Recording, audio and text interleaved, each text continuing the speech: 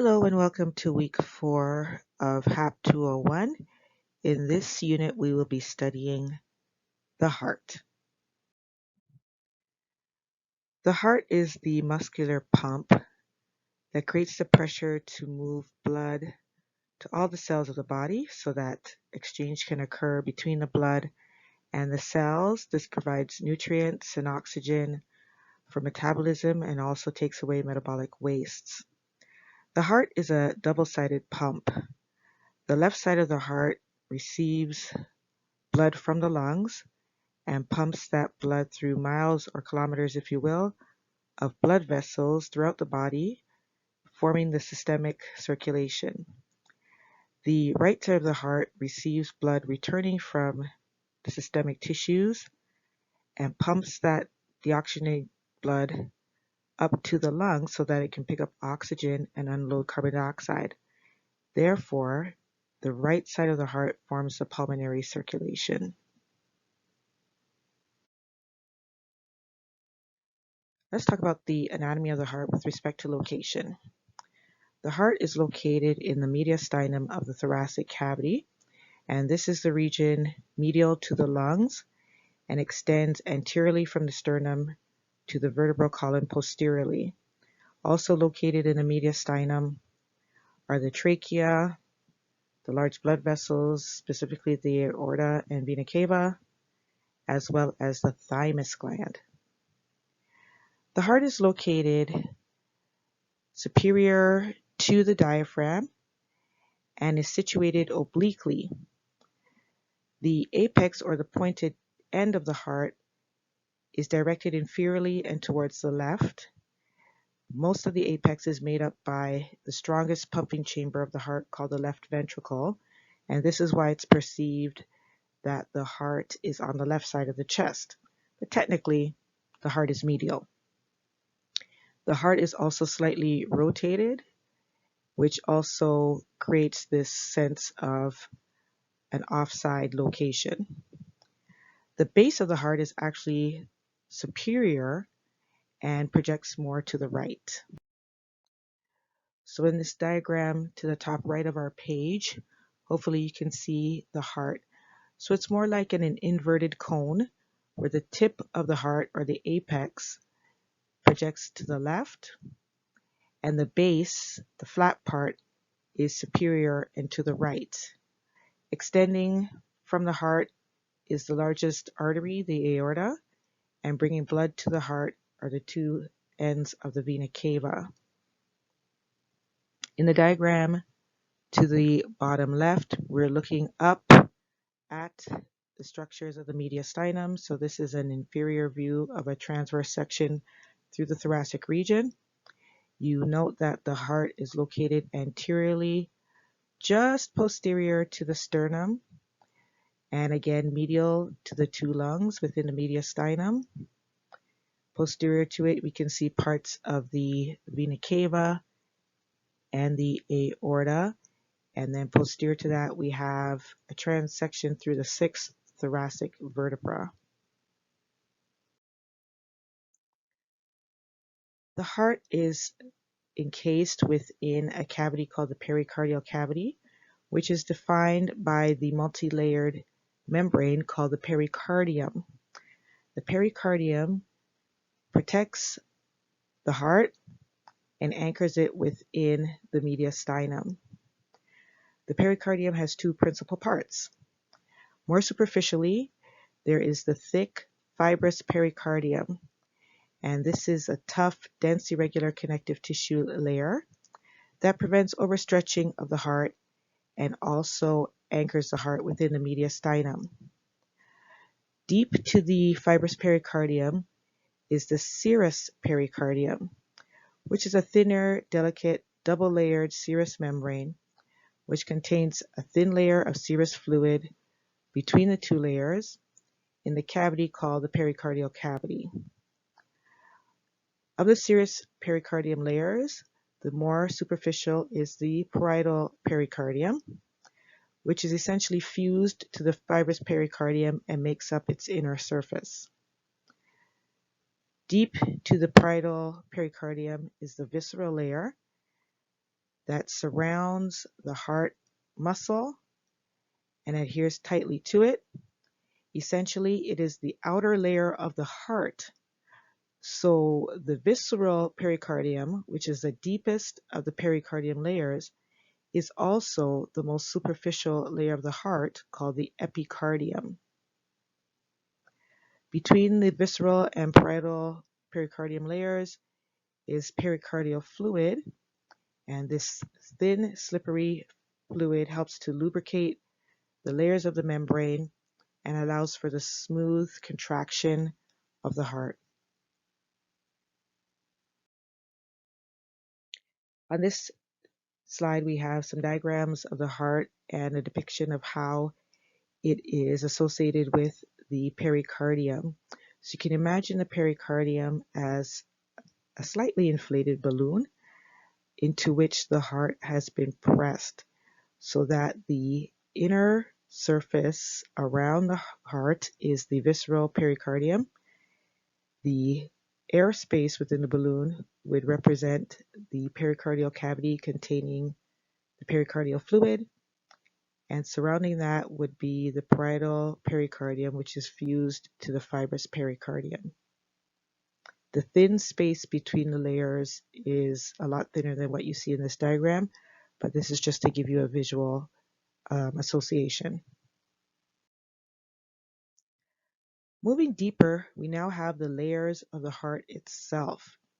So we already met the epicardium, which is the outermost layer of the heart itself. It is essentially the visceral layer of the pericardium. The epicardium contains blood vessels and lymphatic vessels that penetrate deeper into the heart muscle. The heart muscle makes up the myocardium, which is the intermediate layer of the heart. It is made up of cardiac muscle cells, or cardiac myocytes. It is the thickest layer of the heart, accounting for about 90% of the thickness. Cardiac muscle is involuntary, meaning that it is not consciously controlled, but is under autonomic control. And the branching cells or fibers are organized in bundles that swirl diagonally around the heart. And this organization allows for coordinated contraction of the muscle cells within the chambers of the heart. It also allows the signals to pass quickly and easily from cell to cell, leading to contraction that is, again, coordinated. The deepest layer of the heart is the endocardium. The endocardium is essentially an epithelial layer called the endothelium, surrounded by a thin layer of connective tissue. The endothelium lines the heart chambers, and there are 4. The endocardium also covers the heart valves that separate the chambers from each other and the large blood vessels exiting them.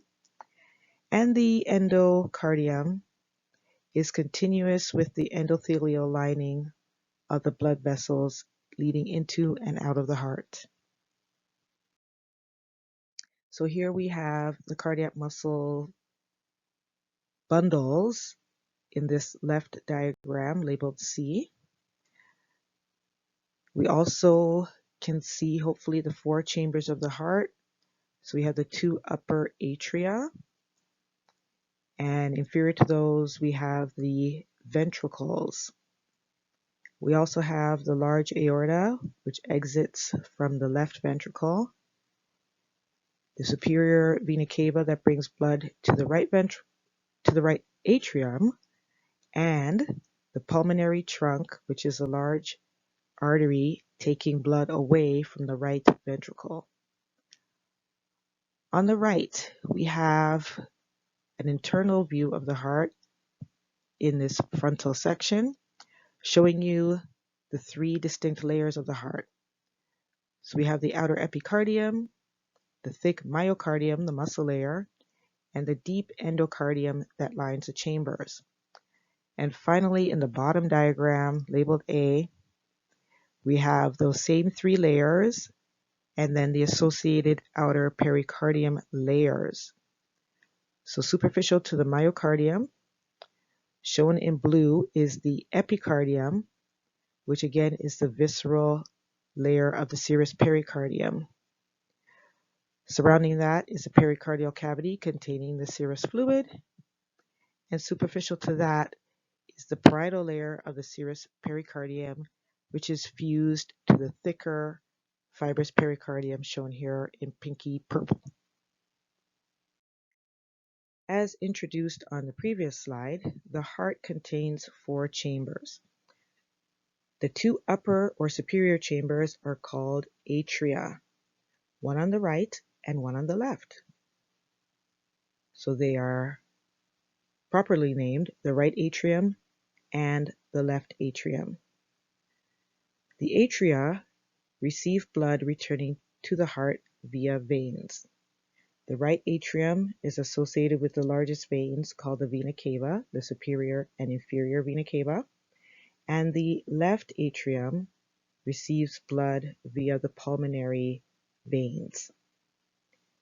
Each atrium is associated with a pouch-like extension called an auricle,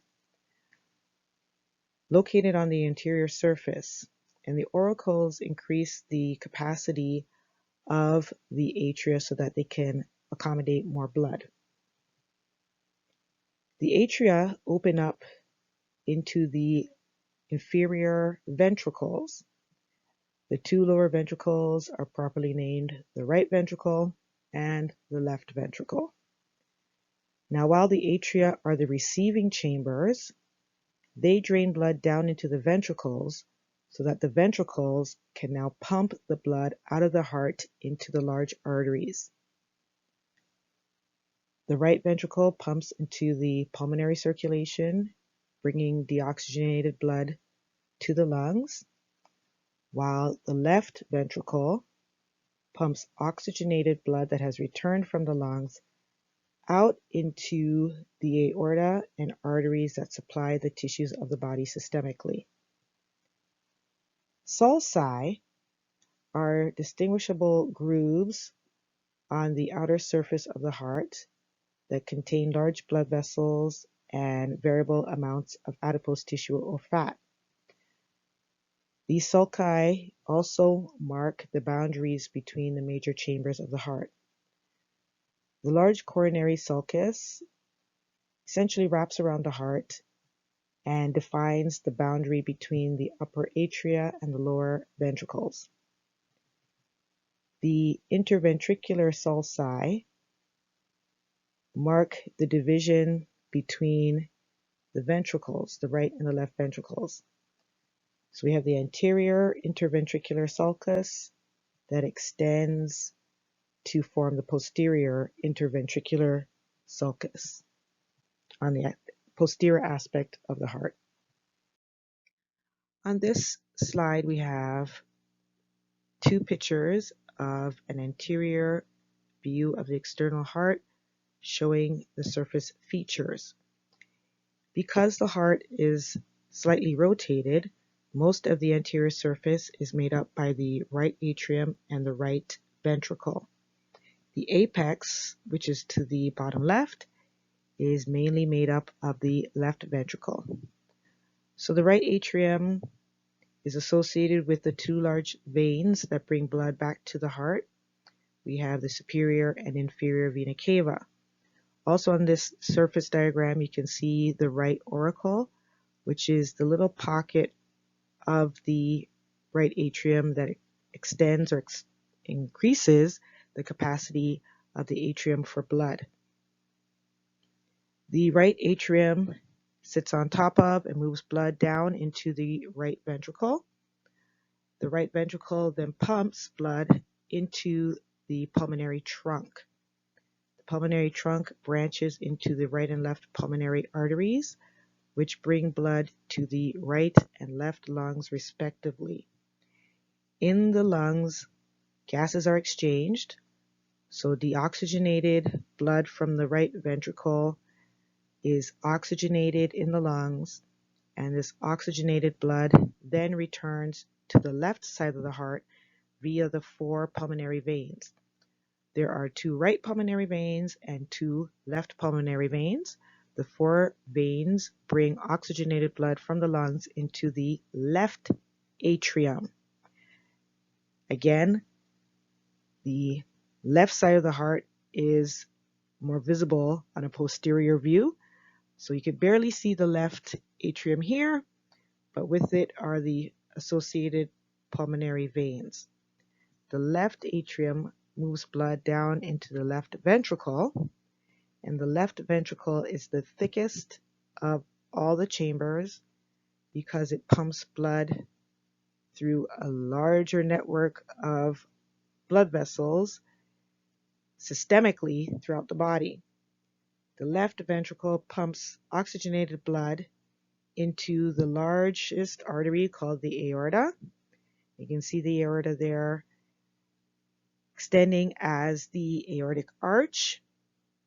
And from the aortic arch, we have 3 major branches: the brachiocephalic trunk, the left common carotid artery, and the left subclavian artery, named from right to left. Also on the surface view, you can see a little band of connective tissue called the ligamentum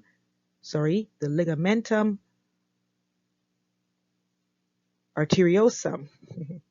And that is a remnant of the fetal circulation and essentially attaches the aorta to the pulmonary trunk.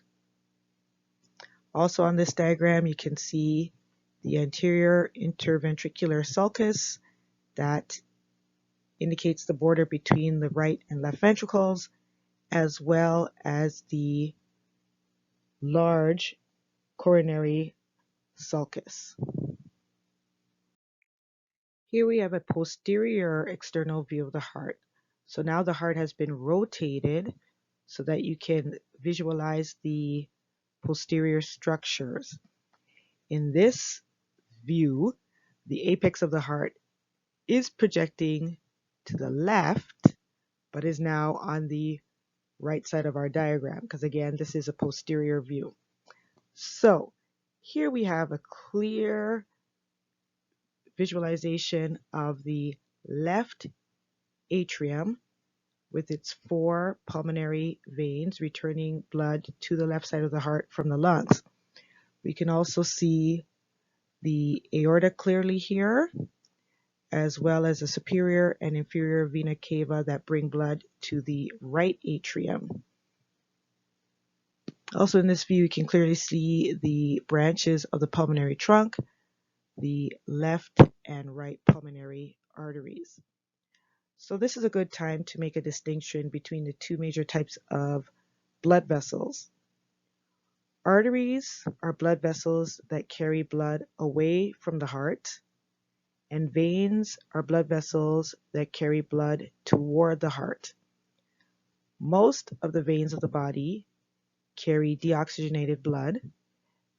One exception are the pulmonary veins, which carry oxygenated blood from the lungs towards the left atrium of the heart.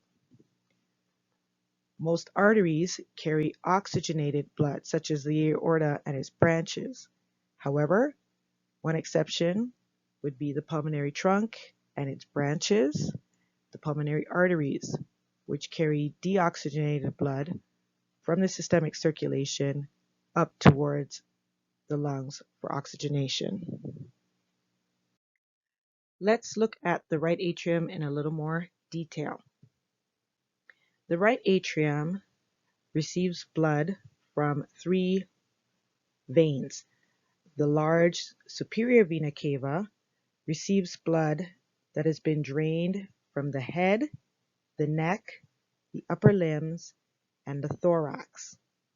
The inferior vena cava brings blood to the right atrium from the abdomen, pelvic region, and the 2 lower limbs. The coronary sinus, which is visible on the posterior aspect of the heart superficially, drains blood that has circulated through the muscle tissue of the heart itself. So the right atrium receives deoxygenated blood coming from all parts of the body. The right atrium is separated internally from the left atrium by a thin muscle wall called the interatrial septum. The interatrial septum has a visible depression called the fossa ovalis, which is a remnant of a passageway that existed in the fetal circulation called the foramen ovale. So the fetal heart naturally has a hole or a passageway that allowed for blood to flow directly from the right atrium into the left atrium and then out again, because in the fetal circulation, the blood did not need to go to the lungs to become oxygenated. The fetus received oxygenated blood via the placenta and umbilical cord. However, that passageway normally closes around the time of birth or soon after, and the remnant then is the fossa ovalis, which is visible in the interatrial septum following birth. The inner surface of the atrium differs on the posterior and anterior surfaces. The posterior wall is smooth, but the anterior wall contains muscle ridges called the pectinate, and these pectinate also extend into the right auricle and are not so abundant in the left atrium. Now, the right atrium lies superior to the right ventricle and is separated by a three-clasp or three-flap valve called the tricuspid valve. The tricuspid valve separates the right atrium from the right ventricle and opens and closes in a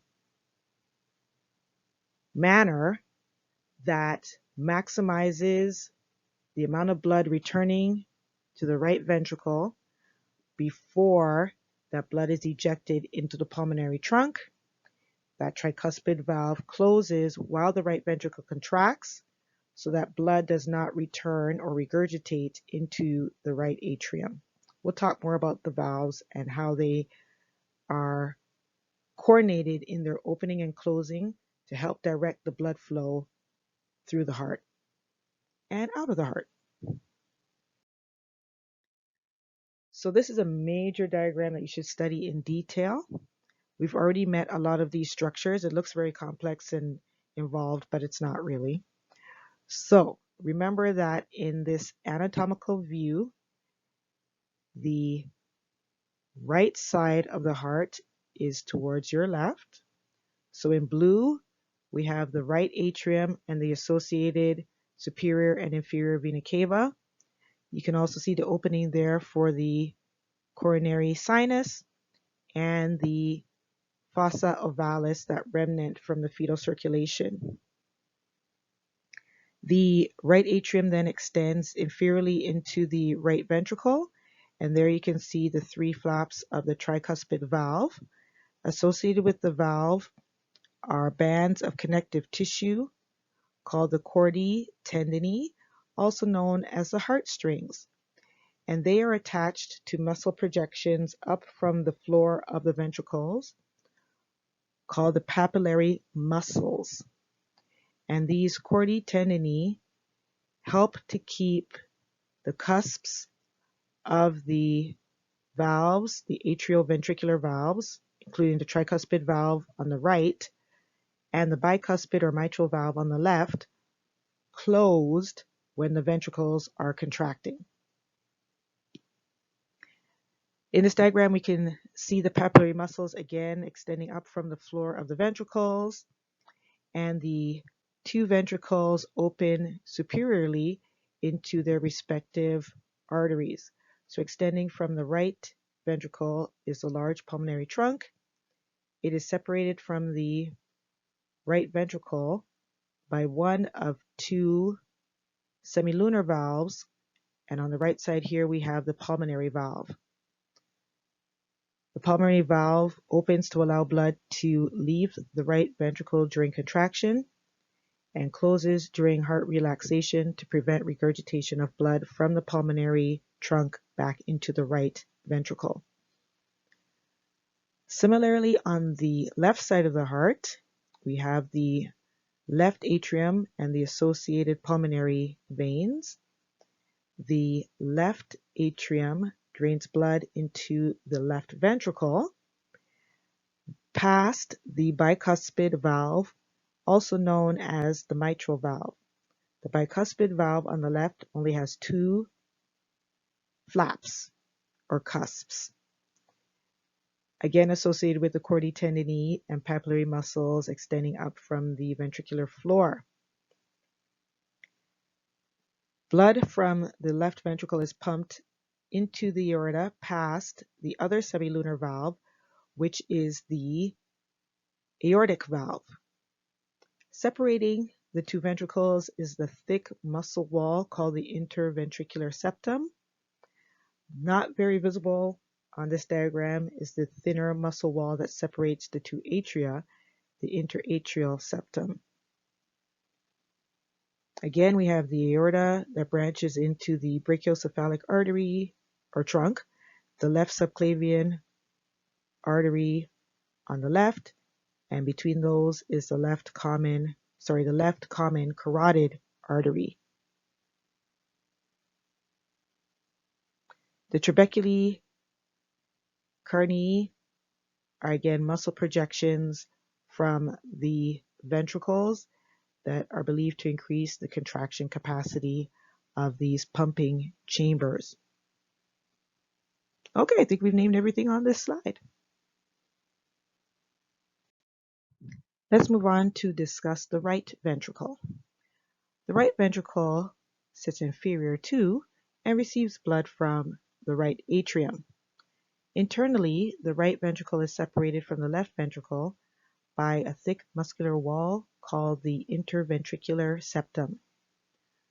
The right atrium moves blood into the right ventricle past a valve called the tricuspid valve, which is one of the two atrioventricular valves that separate the atria from the ventricles. The cusps of the tricuspid valve on the right, and correspondingly those of the bicuspid valve on the left side of the heart, are associated with chordae tendineae, which are tendon-like strings, dense connective tissue bands, that attach the cusps to the papillary muscles of the ventricles, which are cone-shaped trabeculae carneae. What is the significance of this? The papillary muscles contract just before the entire ventricle contracts to eject blood out into the pulmonary trunk on the right or the aorta on the left. The pressure inside the ventricles just prior to ejection of the blood is very high, and this closes the flaps of the atrioventricular valves. However, the pressure is so high that those two valves could open up into the atria and allow for regurgitation of blood. To prevent that, the papillary muscles contract and tighten or pull on the chordae tendineae, which are associated with the cusps of the tricuspid and bicuspid valves. And in so doing, the cusps are held in the closed position and prevent regurgitation of blood into the atria. The right ventricle pumps blood past one of the two semilunar valves. On the right side here, we have the pulmonary valve, and this pulmonary valve separates the right ventricle from the pulmonary trunk. So when the right ventricle contracts, it's going to move blood past the pulmonary valve into the pulmonary trunk. The pulmonary trunk divides into the right and left pulmonary arteries that carry blood to the lungs. Again, the right atrium and the right ventricle contain deoxygenated blood that has returned to the heart from the systemic circulation. The right ventricle moves that blood into the pulmonary trunk and arteries towards the lungs so that the right side of the heart makes up the pulmonary circulation. We will now move on to the structures on the left side of the heart, beginning with the left atrium. The left atrium receives blood from the 4 pulmonary veins, so this is freshly oxygenated blood returning from the lungs. It forms the other side of the interatrial septum and has the same arrangement of pectinate muscles as the right atrium, but not as many. Blood leaving the left atrium passes through the bicuspid, or more commonly named mitral valve, which is the left atrioventricular valve, down into the left ventricle. Again, the chordae tendineae and the papillary muscles of the ventricles help to keep the flaps of the bicuspid valve closed during ventricular contraction. Here we have the left ventricle, which receives blood from the left atrium. Again, this is oxygenated blood. The left ventricle forms the other side of the interventricular septum and has the same arrangement of the chordae tendineae, strings and papillary muscles that keep the flaps or cusps of the bicuspid valve closed during ventricular contraction. The left ventricle pumps blood past the left semilunar valve, called the aortic valve, into the ascending portion of the large artery called the aorta. And the aorta and its branches carry blood into the heart wall to supply the muscle of the heart with oxygenated blood, as well as to the tissues of the rest of the body. On the external view of the heart, we saw the ligamentum arteriosum, which connects the aorta to the pulmonary trunk. This is a remnant of the fetal blood vessel called the ductus arteriosus. In the fetal circulation, again, the blood does not need to go to the fetal lungs for oxygenation. So this ductus arteriosus was a passageway that shunted blood from the pulmonary trunk directly into the aorta, thereby bypassing the non-functioning fetal lungs. On this diagram, you can see the ligamentum arteriosum between the aorta and the pulmonary trunk, as well as the bicuspid or mitral valve on the left side of the heart, separating the left atrium and the left ventricle. Also note the thickness of the left ventricle. It's thickest because it is pumping blood the furthest and against the greatest resistance. Therefore, it has a greater functional capacity.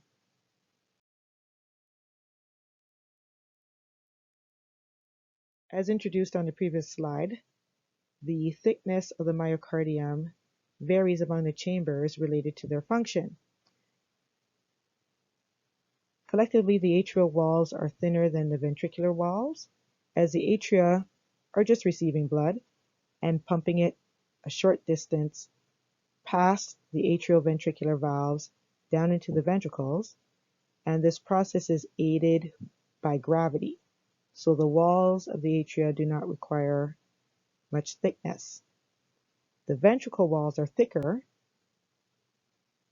than the atria because they are moving the blood a greater distance.